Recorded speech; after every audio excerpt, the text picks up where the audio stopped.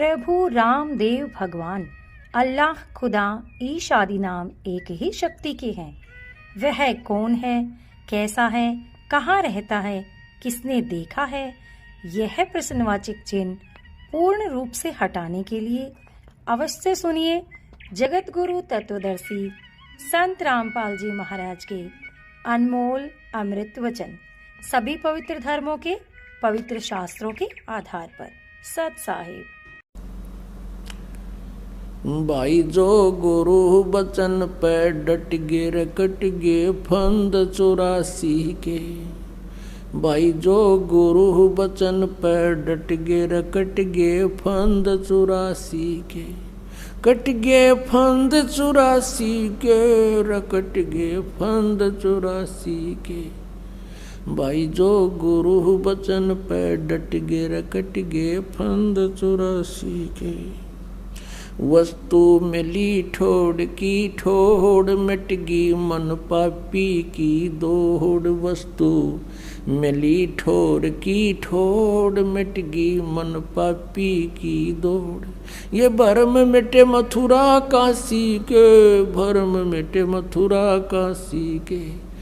भाई जो गुरु बचन पे डट गे रकट गे फंद 84 के। अब क्या कहते हैं, वस्तु मिली ठोड़ की ठोड़, यानी भगवान की भक्ति करनी है, कितने बैठ के कर ले वही साधना हो जाएगी।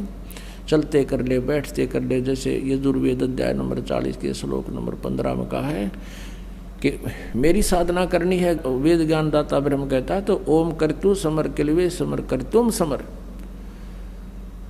ओम नाम का जाप काम करते करते समन कर, विशेष कसक के साथ समन कर, और मनुष्य जीवन का प्रथम कर्तव्य जान के समन कर। इसी प्रकार पूर्ण परमात्मा की भक्ति करनी, वो भी यही तरीका है। सूक्ष्म वेद में लिखा है, नाम उठत नाम बैठत नाम सोवत जागवे, नाम खाते नाम पीते नाम से तिला। जैसा कि आपने वो शब्द सुना, तुम कर दो पल में पार हो जा रजा तेरी, मेहर तेरी महाराज जिस पे रजा तेरी। उस परमपिता परमात्मा सतपुरुष से अर्ज है कि तू जिस पर राजी हो जा मालिक, जो चाहे सो कर सकते हो।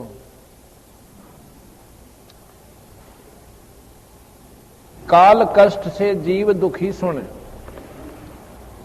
मन तुम्हारे तरस आया कि ना, सतलोक को छोड़ के सतगुरु इस काल लोक में आया कि ना। तपस्या पे जीव जड़े थे, उनको देख दुख पाया कि ना, वहां खूब हुई तकरार निरंजन गेल तेरी, तुम कर दो पल में पार हो जा रजा तेरी, मेहर तेरी महाराज जिस पे रजा तेरी। धर्मदास एक बहुत ही धनवान पुरुष थे, सेठ थे।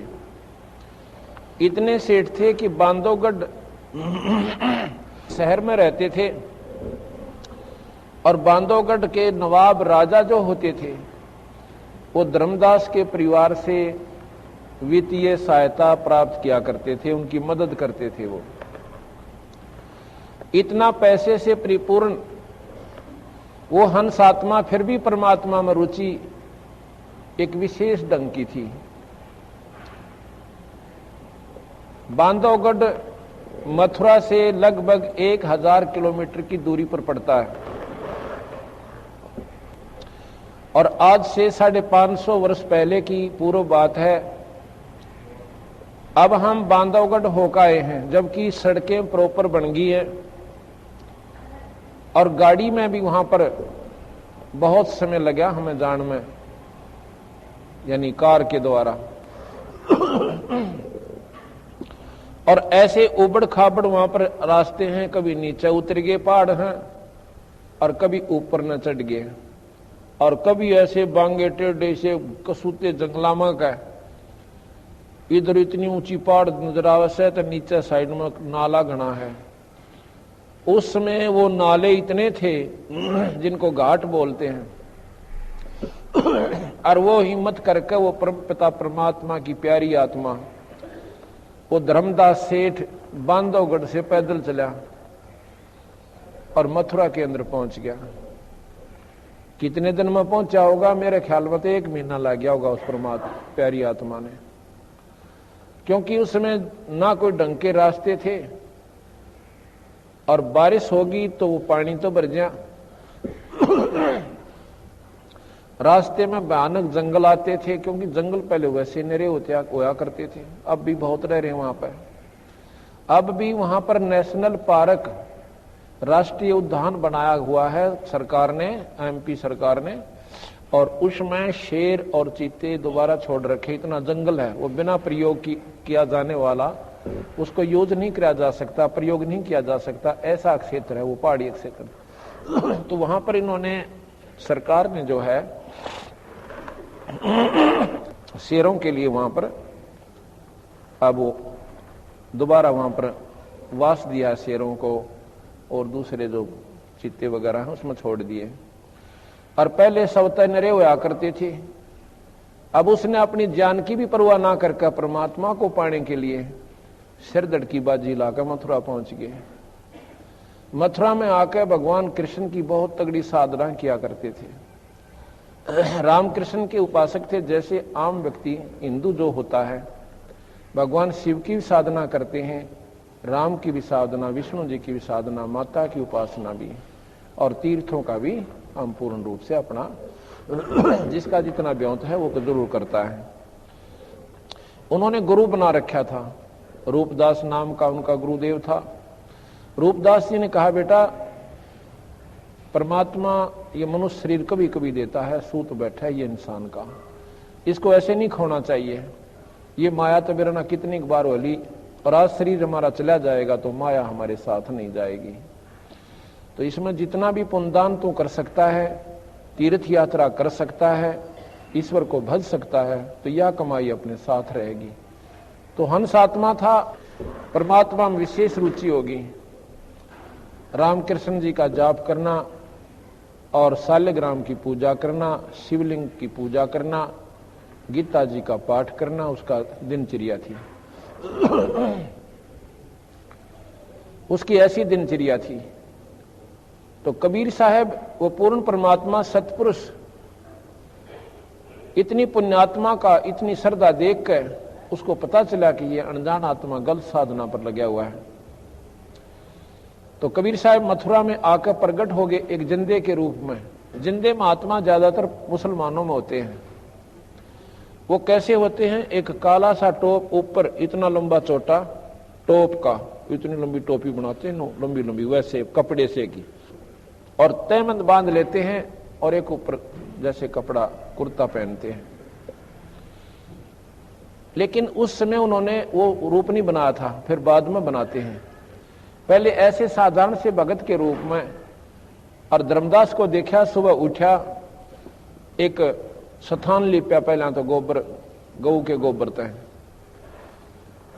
और गंगा उसमें जल छिड़का पवित्र कुएं का लाके, और फिर वहां पर भोजन पकाया। भोजन पका के खाना खाया। हाँ, उससे पहले उनकी पूजा करी, वो लीप ल्याप के वहां पर मूर्तियां रखी भगवान वो ठाकुर जी की, उनको नवाया, नवा के उनके कपड़े पहनाए, मुकुट रखा, माला डाली, मुकुट रखा, तिलक लगाया। उसके बाद फिर अपना गीता जी का पाठ करने लगा। कबीर साहब इतनी दूर बैठे देख रहे हैं जैसे कोई भक्त देख रहा हो। तो थोड़ी देर के बाद जब वो अपनी पूजा से निवृत्त हो लिया, तो कबीर साहब आकर कहने लगे, महात्मा जी क्यों उसने माला गाल रखी गल में, और वैष्णो साधु जैसा रूप बना रखा, तिलक लगा रखे। किसने? धर्मदास जी ने। कबीर साहब कहने लगे, भगत जी महाराज जी, आपको तो लगता है बहुत ही ज्ञान है परमात्मा के बारे में, और मैं बहुत भटक लिया, मुझे कोई ज्ञान नहीं हुआ, मैंने कोई सतमार्ग दर्शक नहीं मिल लिया। तो धर्मदास कहने लगा, भाई मैं बता दूंगा तेरे को, और जैसे मैं कहूं ऐसे कर लिए, तेरा बेड़ा पार हो जाएगा।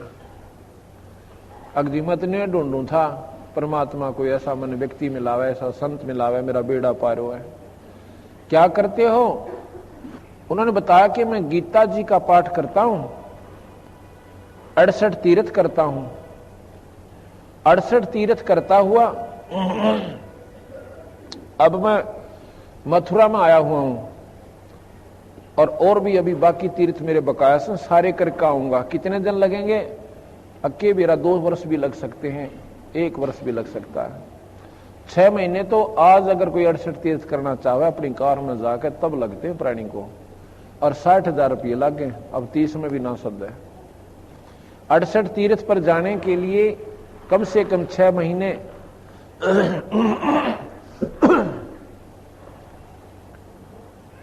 और 60,000 रुपये का खर्चा हुआ है। तो वो कहने लगा भाई ठीक है जी, बड़ी बढ़िया बात बताई आपने। और क्या करते हो? कि गीता जी का पाठ करते हैं हम। अच्छा जी। और शिव शंकर का शिवलिंग पूजा करते हैं। गुरुदेव की श्रद्धा, गुरुदेव की पूजा, गुरुदेव की सेवा एक विशेष ढंग से आदर भाव से करते हैं। और ऐसे ही तू करया कर, आपका बेड़ा पार हो जाएगा। अच्छा जी। तो कबीर साहब कहते हैं जी एक बात बताओ, इस तीर्थ के अंदर जिसमें हम स्नान करने जाते हैं, मैं ऐसे ऐसे फला फला तीर्थ पर गया था, वहां देखा कि इतना गंदा पानी और उसमें जीव जंतु निरे। और वो जीव जंतु जब उस तीर्थ में पहले ही विद्यमान थे, यानी वहीं पर रह रहे थे, तो वो तो महाराज जी कति मुक्त हो जाएंगे, उनकी मुक्ति तो जरूर हो जाती होगी। अब धर्मदास जी बड़ा सहम सा गया कि बात तो इसने इसी कर दी कि जो पहले ही जीव उसके अंदर विद्यमान है और जो 24 घंटे उसके अंदर रहे वो नाव है, वो तुम्हारा जी सब तो पहले पार होते होंगे फिर। और जो स्नान करने प्राणी जाता है तीर्थ में, जब स्नान किया जाता है तो सूक्ष्म जीव जो पानी के अंदर दिखाई भी ना देते और वो हाथों की रगड़ से मार दिए जाते हैं। क्या महाराज जी वो पाप नहीं लगेगा? भगवान कबीर साहब उस जीव आत्मा को महाराज जी कह के पुकार रहा ताकि वो राजी होगा बता दे सारी बात को। वो धर्मदास कहने लगा भाई जी पाप तो देखो होता ही होगा, क्यों पाप तो पाप है, जीव इंसान चाहे कितना कर ले, इतना ज्ञान उसने जरूर था। और एक बात बताओ, रामकृष्ण जब नहीं थे तो क्या परमात्मा पहले था को नहीं? राम तो त्रेता में, कृष्ण जी द्वापर में। उस ईश्वर का नाम तो जी कुछ और ही होगा जो सतयुग में उपास्य था। नाम से वो मुक्ति बताता है। धर्मदास एकदम सहम सा गया। नो बोला हम व्रत करते हैं एकादशी का। अच्छा व्रत करते हो? व्रत करने से क्या लाभ होता है? कहते स्वर्ग प्राप्ति होती है। कबीर साहब कहने लगे एक बार अकाल पड़ा था, इतना भयंकर अकाल पड़ा था कि सारी दुनिया आंधी होकर मरी थी और अन्न के दर्शन भी ना हुए थे, पत्ते भी खत्म हो गए थे वृक्षों के खा खा के, और फल तो मिले कहां थे। उन जैसा व्रत तो मेरे ख्याल कोई कर भी नहीं सकता, आप तो कदे भी नहीं कर सकते धर्मदास जी। और उसमें सारी एक कमते लेकर और माउसताई और फिर एक कमते लेकर पणवासी ताई सारी तिथि आ गई थी और आंधे होकर कुत्याड़ी मौत मरे थे। मेरे तो तसली होती कोई ना, हूं आपको हो सो मैं नकारा करता कोई नहीं। धर्मदास कहने लगा हम जीव इंसान नहीं करते कोई भी, और ऐसे बड़ा हमारा सबसे उत्तम पंथ है वैष्णो धर्म। कहने लगे आप कहां से चले हो? कि बांधवगढ़ से आया हूं। कितनी दूर है यहां से? कि जी हजारों किलोमीटर। उसमें कोस होते थे कि लगभग 400 450 कोस पड़ता है। और पैदल आए? कहां जी पैदल आया। कितने जीव मारे रास्ते में आपने? आप अपने स्वार्थ की खातिर निकले। आत्म कल्याण भी एक स्वार्थ ही है। और वो बेचारे अपने बच्चा के चुगे खातिर, कोई कीड़ी चीटी अपने बिल से निकली और वो तू ऐसे मारा भगती, उनका भी लेखा तेरे सिर पर होगा। यहां पर गीता जी में लिखा कि जैसे कर्म प्राणी करेगा वो दोनों भोगने पड़ेंगे। धर्मदास ने बोला जी न्यू तो लिख रखा है, तो फिर ये दोनों भोगने पड़ेंगे भाई तुझे। ये तीर्थ का मान ले पुण्य तो होया एक, और इसमें 2 घड़ी स्वर्ग मिलेगा, और इन पापों का प्रतिफल तुझे 1000 नरक मिले, 1000 वर्ष नरक मिलेगा। बता इस तीर्थ ने क्या चाटू भाई, मेरा तो यह समझ में आई कोई ना। कहने लगा तू तो बात बहुत बनाता है, यानी जब ना वो ज्ञान तो महाराज जी काबू आए को ना, तो थोड़ा सा गर्म हो गया महाराज जी, अंतर ध्यान हो गए, यानी एकदम दिखाई नहीं दिए सामने तय। अब धर्मदास ने सोचा रहने क्या आकर भगवान ना मेरा किस रूप में आ जा, और आपने तो चाड़ा कर दिया, मैंने तो आज जुल्म कर दिया। भगवान आए थे और पूछना चाहिए था अगली फिर मार्ग कौन सा है, आप सच आप बता दो। जबकि मेरे सारे आंकड़े खत्म, और उसकी बात 100 की 100 वजनदायक, और फिर भी अभी मानवस नहीं माने, अब ये फिर भी ना माने, अब ठीक है मेरे स्थापित है, अब ये फिर भी ना माने, तो भाई अंतर ध्यान हो गया महाराज जी। अगले दिन अब वो एकदम झटका सा तो लगे उसको, सवेरे सवेरे वो फिर नहा धो के और ऐसे ही अपना लीप के वो करके सारी प्रक्रिया और खाना बनाता है। खाना बनाने लगा तो चूल्हे में लकड़ी ला रखी थी इसी मोटी, और उसके साथ छोटी छोटी लकड़ियां एडिशनल और लगाते हैं ताकि वह आग बढ़े जा।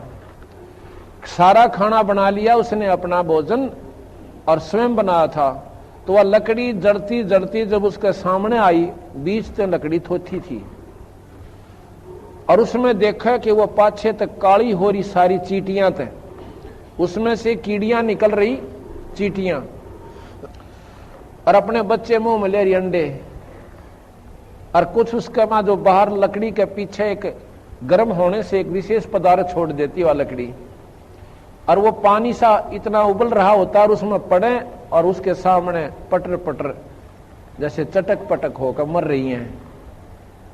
और उसने देखा उत्तरे की, धर्मदास के विचार आया कि या तो कम से कम 3 फुट की लकड़ी थी, और इसमें सारी में ये कीड़ी थी, तने तो जुल्म कर दिया, इतने प्राणी मार दिए, मेरे ख्याल भी नरक भी परमात्मा ने न्यारा बनाना पड़ेगा मेरी खातिर। ओए होए होए, अब के विचार करा, क्योंकि आस्था परमात्मा में बहुत गणी थी। ईश्वर ने विचार अब पे मतलब वो प्रेरणा आई सद्भावना पूर्वक कि आज मैं इस अन्न को नहीं खाऊंगा, इस सारी भोजन को बात को किसी महापुरुष को खिला दूंगा, संत को, मेरे पाप कट जाएंगे, मेरा पीछा छूटा, मैं नहीं खाऊं इसको आज। अब उस अन्न को लेकर उस थाली में धर के और चलता है सामने बंदी छोड़ कबीर साहब एक जिंदा रूप में बैठ जाते हैं, जो ऊंचा सा टोप दाढ़ी बड़ी हुई है, और वहां पर बैठ जाते हैं आके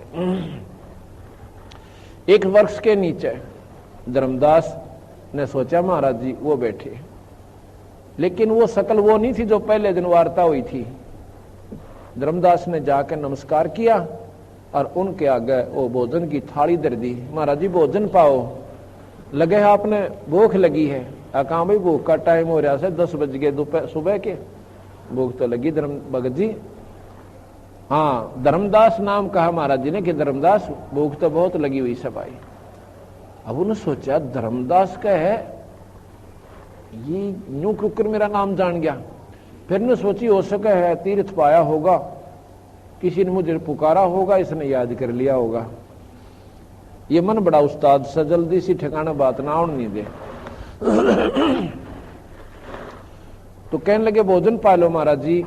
अकलिया भैया महाराज जी ने वो ऊपर का जो छालना सा ऊपर डाल रखा था कपड़ा वो उठा दिया, हटा के लोटे में तपने में तो पानी लेके ऐसे कोई मंत्र सा बुदबुदाया और छींटे मार दिए। वो सारी की सारी सब्जी और रोटियां की कीड़ी बन गई, चीटी बन गई और काली थाली होगी कतई। और नो निकलने बेचारी वो अपने बच्चे मुंह में लेकर नो बोला धर्मदास तेरे तक कसाई भी चोखा, इतने पाप के भोजन को और मुझे खिलावे और रोज तो प्रतिदिन खावे। और फिर उसी स्वरूप में आगे जो पहले दिन वार्ता करी थी। तू क्या कहे था मैं जीव हिंसा नहीं करता, इतनी जीव हिंसा यहां पर होती है भगत जी, तेरे पर गिने भी को ना जा, और इतना पाप तेरे सिर पर धरते ताही काल बली, और बहका रखा तुम्हारे को कि तुम पुण्य कर रहे हो। पुण्य थोड़े और पाप गणे। धर्मदास तो चरणा में पढ़कर रोएगा, छोड़ जाए को नहीं, छोड़ जाए को नहीं। महाराज जी कहते हैं सुन भाई, मैं खुद स्वयं परमात्मा हूं, पर न्यो विश्वास हुआ क्यों करे, क्यों नहीं हुआ? क्योंकि हमारे अंदर ज्ञान ऐसा गढ़ रखा कि परमात्मा आकार में आता है को ना, उसकी परिभाषा न्यारी है, उसका तो रूप ही कुछ और होश है, वो तो देखा ही नहीं जाता। जब परमात्मा का आकार नहीं तो देखोगे क्या? जब उसका आकार मानते ही नहीं, आकार बिना दिखे के, अब बिला समाधि लाओगे, समाधि क्या खातिर लाओगे? परमात्मा को निराकार मानो और फिर देखने खातिर समाधि लाओ, तो दोनों बात कैसे बने? दिखेगा तो प्रेमी आकार में आना पड़ेगा, उसने ना कोई ना दिखाई दे। समाधि क्या होती है थोड़ा वर्णन करेंगे अभी आगे चल के, अभी ये प्रकरण पूरा करते हैं। धर्मदास जी को महाराज बताते हैं सुन भाई बेटा खड़ा हो, नो रोवा मत ना, बात सुन मेरी ध्यान पे। कबीर साहब ने जब कहा मैं परमात्मा हूं, धर्मदास ने बोला महाराज जी यह बात मेरा जचती को ना। क्यों नहीं जचती?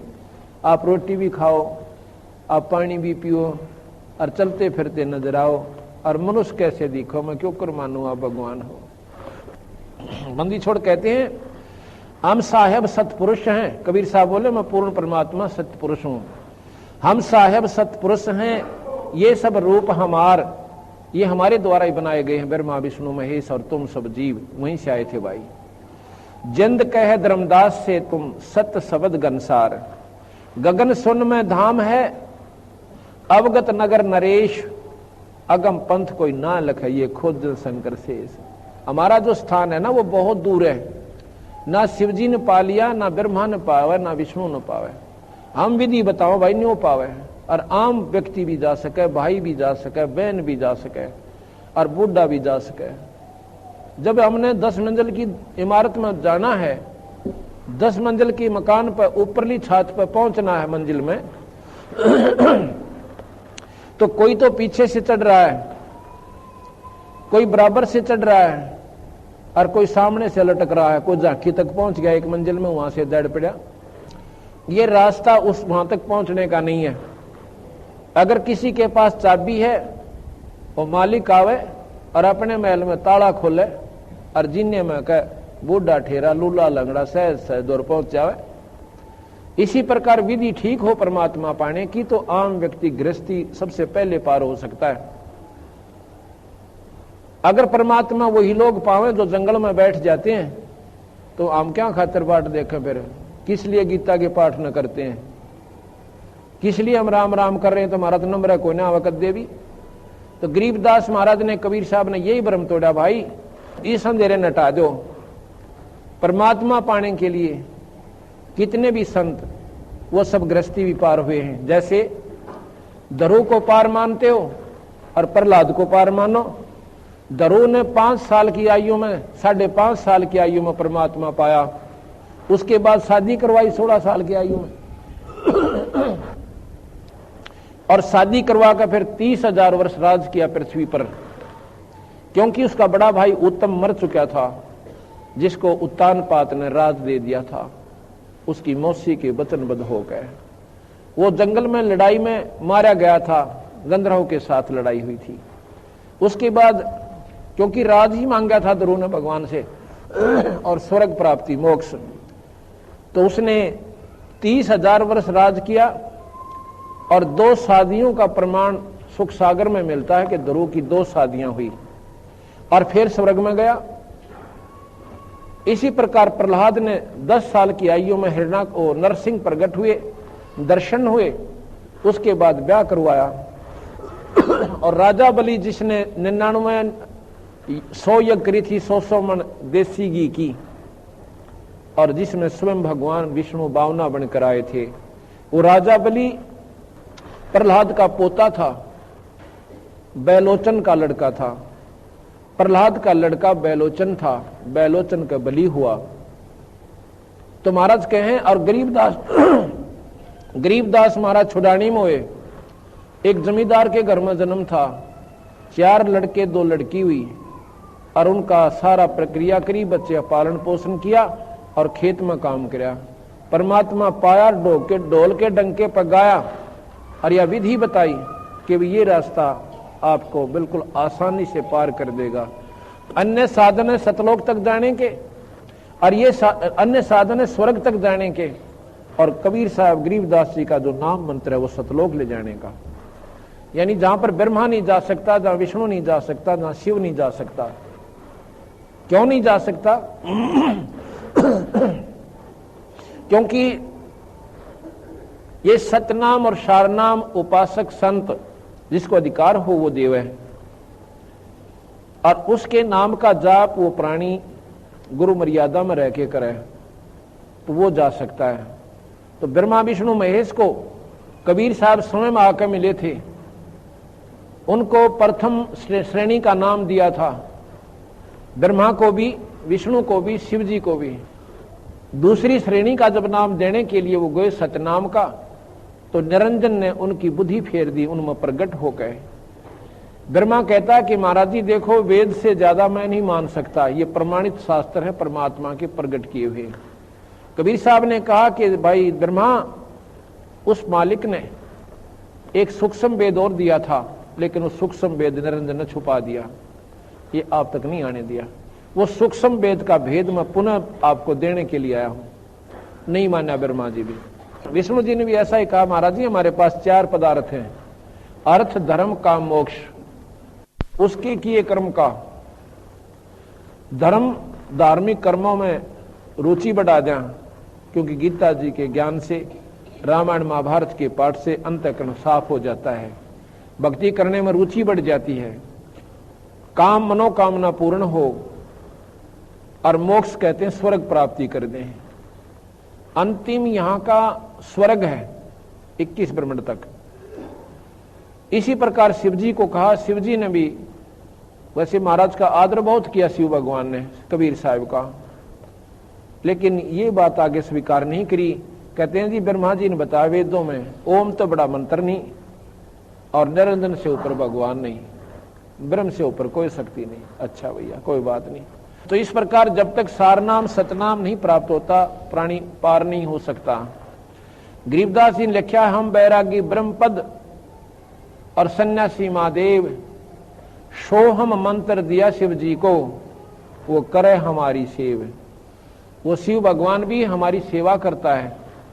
लेकिन आज हम इस स्थिति में हैं कि कबीर साहब को प्रथम तो शक्ति स्वीकार कर करा जी को ना, कि इसमें कोई शक्ति है, क्योंकि हम उनको एक कवि, एक दुल्हा, बस इससे आगे स्वीकार नहीं कर पाए। क्यों नहीं कर पाए? क्योंकि उनकी लीलाओं का हमें ज्ञान नहीं हुआ। भगवान राम और कृष्ण, शिव, विष्णु जी को हमने क्यों परमात्मा स्वीकार किया? उनके जीवन चरित्र पढ़े, रामायण के अंदर भगवान राम की महिमा और राम कृष्ण लीला के अंदर भगवान कृष्ण की लीला बचपन से लेकर और आखिर तक हम सुनते चले गए। जिन्होंने जो उन्होंने चमत्कार किए, जो उन्होंने लीलाएं दिखाई, उन पर, उनके द्वारा हम इतने आकर्षित हो गए इनकी तरफ कि ये पूर्ण परमात्मा मान लिए। महाराज ने ये नहीं कहा कबीर साहब ने कि ये परमात्मा नहीं है, ये 3 लोक के भगवान हैं, 3 लोक के साहिब हैं, और 3 लोक के परमात्माओं में जो शक्ति होती है इनमें परिपूर्ण है। कंस जैसे राक्षस को ये खूब मार सकते हैं, रावण जैसे निर्भाग ने ये खूब गढ़ सकते हैं, लेकिन भाई ये जन्म मरण नहीं मिटा सकते, और भाग से ज्यादा नहीं दे सकते, और भाग से कम नहीं कर सकते। और कबीर साहब क्या कर सकते हैं? ये भाग बढ़ा भी सकते हैं, ये घटा भी सकते हैं माड़े कर्मों को इनमें, और सतलोक प्राप्ति करवाएंगे, स्वर्ग नहीं जाने देंगे। यजुर्वेद के अंदर भगवान कबीर साहब की महिमा कई स्थान पर गाई गई है। सतपथ ब्राह्मण में, गोपथ ब्राह्मण में 108 श्लोक हैं, जिसमें पार्वती भगवान शिव से पूछे कि भगवान आप किसका ध्यान लगाते हो? आप तो स्वयं महादेव के महादेव हो, देवों के देव हो, महादेव हो और ईशन के ईश हो, आप भी ध्यान किसका लगाओ? तो भगवान शिव कहते हैं पार्वती मेरा भगवान कबीर है। वो कहती है कबीर तो हमने पहली बार सुना भगवान, अज्ञा तो गलती खारी दुनिया। ये वो शक्ति है कि इसके बराबर इस ब्रह्मांड में कोई ईश्वर नहीं है। 108 श्लोकों में कबीर नाम की महिमा का न्यारा न्यारा वर्णन आपको वहां पर पढ़ने को मिलेगा। इस प्रकार अब धर्मदास के पास हम वापस आते हैं कि धर्मदास को महाराज जी समझा रहे हैं कि धर्मदास जो साधना आप कर रहे हो ये आपको पार नहीं कर सकती। प्रथम तो इतने उलझेड़े मुलझ गए कि उस काल बली ने आपको इतना गलत रास्ता दे रखा से, और उन संतों ने कहां से ज्ञान हुआ बेचारे? उन्होंने अपने शास्त्र पढ़े और उन शास्त्रों का अनुसरण किया और वही डंडोरा आगे पीट दिया। तो कहते हैं धर्मदास ले मैं बताऊं भाई तो कितने नुकसान करके आता है, मैं पूर्ण परमात्मा हूं। कैसे? गगन सुन में धाम है अवगत नगर नरेश, अगम पंथ कोई पावे नाई है खोज शंकर शेष। वो स्थान नहीं मिलता इनको क्योंकि वो मार्ग, वो नाम, वो जाप, वो साधना यहां नहीं है। वो मैं देऊं भाई।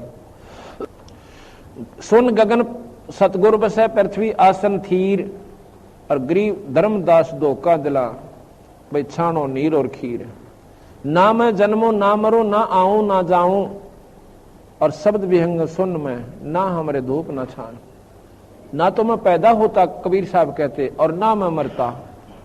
ये प्रमाण आपको आज बताएंगे कि कैसे कबीर साहब का आना हुआ और कैसे यहां से जाना हुआ, और बीच में उन्होंने कितने कितने चमत्कार आपको दिखाए। अगर हम इनकी महिमा को भगवान विष्णु यानी राम और कृष्ण की लीला से तुलना करेंगे तब इतना तो जरूर यकीन होगा आपको कि जरूर ईश्वरीय शक्ति थी। बोले जिंद सुनो धर्मदासा, अमर पिंड प्राण नहीं श्वासा। वो जिंद रूप में, जिंदा रूप में साहेब आए थे परमात्मा कबीर साहब सतपुरुष। कहते हैं बोले जिंद सुनो धर्मदासा, अमर पिंड प्राण नहीं श्वासा। और गर्भ योनि में हम नहीं आए, और मादर पिदर ना जननी जाए। ना मेरे माँ बाप और ना किसी माँ का मैं पैदा होता। शब्द स्वरूपी रूप हमारा, ये जो शरीर दिखा है ना तूने, ये मेरा शब्द रूप है। और क्या दिखलावे आचार विचारा।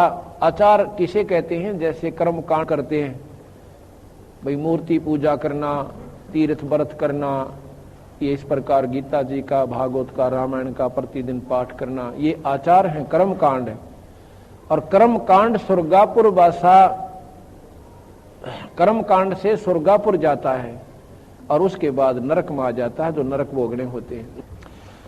70 ब्राह्मण की है हत्या, जो चौका तुम देवो नित्ता। ब्राह्मण की हत्या का शास्त्रों में इतना खतरनाक प्रमाण दे रखा है कि ब्राह्मण को मारे का पाप नहीं उतरता जीव का। कहते 70 ब्राह्मण की है हत्या, जो चौका तुम देवो नित्ता। है तुम जो रोजाना जो लीप के ना ये लीपते हो पृथ्वी को और फिर भोजन तैयार करो उसमें, इतने पाप करते हो धर्मदास। 70 ब्राह्मण की हत्या हो जाती है, इतना पाप तेरे ऊपर है और तू न्यों का मैं पाप नहीं करता। अब धर्मदास सुन्न हो गया कतई, क्यों आंखियां देख रहा, बोल रहा क्यों करे। पहले तो वकील बने था, परबंदी छोड़ने गुंजाइश नहीं छोड़ी। 70 ब्राह्मण की है हत्या, जो चौका तुम देवो नेता। ब्राह्मण से हत्या जो हुई और स्नान जल स्नान करे तो सोई। 70 ब्राह्मण की हत्या फिर होती है कैसे? सहस 1000 ब्राह्मण की हत्या कहां होती है? जहां तुम तीर्थ में जाकर स्नान करते हो। हमने जींद के पास पिंडारा गांव है, वहां पर तीर्थ देखा। वहां पर कहते पांडव आए थे और उन्होंने जोड़ खोजा था, और नो कहे वो मौस की बाट में देखी और बैठ के माउस ना आई। अरे बिला शराब देगे, बिला कलयुग में रोज आया करेगी। एक बात बताओ, पांडव स्वयं दुखी, एक भी काम हल नहीं हुआ उनका, और उन जोड़ खोजा और हम नान जाऊं उसमें। जब वो स्वयं सुखी नहीं हुए वहां के स्नान करने से, और हम वहां स्नान करके सुख की बाट देखें। ये उड़जेड़े किसने लाए? उन अनजान लोगों ने जिन्हें मार्ग का बेरा नहीं था। अपना पीछा छुटवाने खातिर आगे अंडे जाएंगे, धक्के खानते उड़ा तेरा पीछा छूटेगा, क्योंकि सुख वो दे नहीं सकता, क्योंकि मार्ग को ना संत के पास। फिर उन्हें नहीं बंडा होगा तो फलानी जगह चला जा, फिर किसी ने गया पर बता देगा, वो बेचारा पहले तो पैसे इकट्ठे करे उधर आवे कोई ना, क्यों उसका पीछा छुटवाना उसने? गया जी जान खातर कम से कम भी 5,000 रुपये चाहिए, और फिर वहां की समय काट है, फिर जावा गया पर इतना उससे कोई लाभ ना। फिर को एक बार द्वारका गेड़ा और मारा, द्वारका कौन सी आड़े है, इन तीर्था बनाया जाए इतना उसका पांडा और दोनों नुकसान हो ले, मरना हो मर ले इतना वो। अब हमने वो तीर्थ देखा अमावस्या के दिन, वहां पर एक फिल्म भी बनवाई हमने। ओए होए होए, वो भोली बाड़ी आत्मा जिनको गुमराह कर दिया, वो डटे तो ना डटती, नो कति जैसे पानी उमड़ का कर नदी का, दुनिया इकट्ठी हो से, और ऐसा गंदा पानी हो जाता, उसमें गधे पानी नहीं पी सकते, और वो भोली आत्मा उसमें स्नान करके उस बेकूफा द्वारा बढ़ाई हुई बहकाई हुई, और वहां स्नान करके हमारी मुक्ति होगी, हमें सुख प्राप्त होगा। तो कहते हैं ब्राह्मण से सत्या जो हुई और जल स्नान करे तो सोई। उसमें कह कितने जीव रगड़ रगड़ के मसल मसल के उनका कचूमर निकले, आराम मुक्ति की बात देखें है तेरे की। अब बिना बेरे में भाई से जुल्म पहला हम भी जाया करते, मैं सब तागरा करता, क्यों भक्ति भाव में ज्यादा लगन थी। और जो भी किताब बता देते उड़ो फलाना एक शिव जी निकल रहा है, उड़ो जान दे बाजे। अब शिव जी कहने के लिए मूर्ति दरी पाई हुआ किसी को उधर गया होगा। एक बताते हैं एक ने ऐसा खेल खेला उस शिव जी निकालन का कि एक के खेत में बैठा थोड़े से दिन वो महात्मा, और वहां के एक रैग बोरी चना की दाब खुर्दवा के खड़ा, बोरी चना की दाब दी रात ने, और उसमें एक मूर्ति धर दी शिव जी की, ऊपर 1 फुट 1.5 फुट माटी घेर दी, और फिर 6 महीना पाछा फेरा उस पर घास जमा पाया उड़े। उसने निशानी पुकी करेली थी, गांव में डंडोरा पिटवा दिया अपने जो सेवकों द्वारा, बोला भैया शिव जी निकलेगा परसों, उड़े पानी गिरना शुरू कर दिया। पानी डाला, दूर से बना रखा उसने पानी का भी सिस्टम, एक नाली सी खोद बना के उसमें पानी ठोक दिया, वो चने फूल गए, फूल के चने वह शिव जी निकलने लग गया, सारा गांव इकट्ठा हो गया और मार बेगन हो गया भाई उड़ते। वह शिव जी का मुंह दिखा था, इतने लोगों ने ढक दिया लोटा का, मंड के करड़े होकर गुआंडा ते डूंडा पाट गया, वो करके इकट्ठा सारे नमालनर वो जा से वो जा। पाछा उन्हें सोचे भाई चल बाबा जी देगा, शिव जी ने तक मंदिर में स्थापित कर देते हैं। वो जब खाया तले तो वो चने गेल चिपटे आए उसके, ऐतरा बुलाओ, वो फिर खोदा उसमें एक बोरी चना की ठोक रखी दी। तो इस प्रकार बेवकूफ बनाकर वो शिव जी काट दिया धरती में। परमात्मा धरती में कोई पत्थर बनकर रहता है, वो सर्वव्यापक है। फिर तो इसमें भी है, वो कदे को नहीं सोते इसमें नहीं है, वो कण कण में विद्यमान है। इसलिए उसको पाने का स्थान अपना शरीर है, इसमें मिलेगा और कितना पावे को नहीं। और नहीं तो फिर आकार रूप में राम आए कृष्ण आए, उनके देखने से कौन पार हो गया। अगर नाम बिना पीछा छूटता हो जीव का, तो भगवान कृष्ण देखा कितना ने देखा था, और सारे पार हो जाते दर्शन से होते। तो ये तो नाड़ी आंट पकड़ा रखी हमारे ताई, और हमने को ज्ञान मिलाना इस मार्ग का। ब्राह्मण से सत्या जो होई, जल स्नान करत हो सोई, चौके कर्मी किट मर जाई, सूक्ष्म जीव जो दर्शे नहीं। चौके में लिपो हो ना, इतने जीव हैं जो दिखते भी को ना, और वो नो कहें सारे मरे हैं और तुम्हारे को बहुत पाप हो से। चौके कर्मी किट मर जाही, सूक्ष्म जीव जो दर्शे नाही। पृथ्वी ऊपर पग जो धारे, कोट जीव एक दिन में मारे। करें आरती संजम सेवा, ये अपराध उतरे ना देवा। हरि बाती पृथ्वी के रंगा, कोट अनंत कोट उड़े पतंगा। तारक मंत्र कोट जपाही, वो जीव हंसा उतरे नाही। ये तारक मंत्र दिया करो, फिर ने कहो पाप तारण का मंत्र देता हूँ, राम राम राम राम राम राम, मंड्या रहा बस 1000 माला फेर दे। कहते हैं ये तारक मंत्र कोट जपाही, और वो जीव हंसा उतरे नहीं। अगर राम के नाम तय और पाप कटे, तो भगवान राम ने स्वयं दंड भोगना पड़ा उस अपने किए हुए कर्म का। कैसे कि बाली, भगवान राम ने सुग्रीव के भाई बाली को मारा था,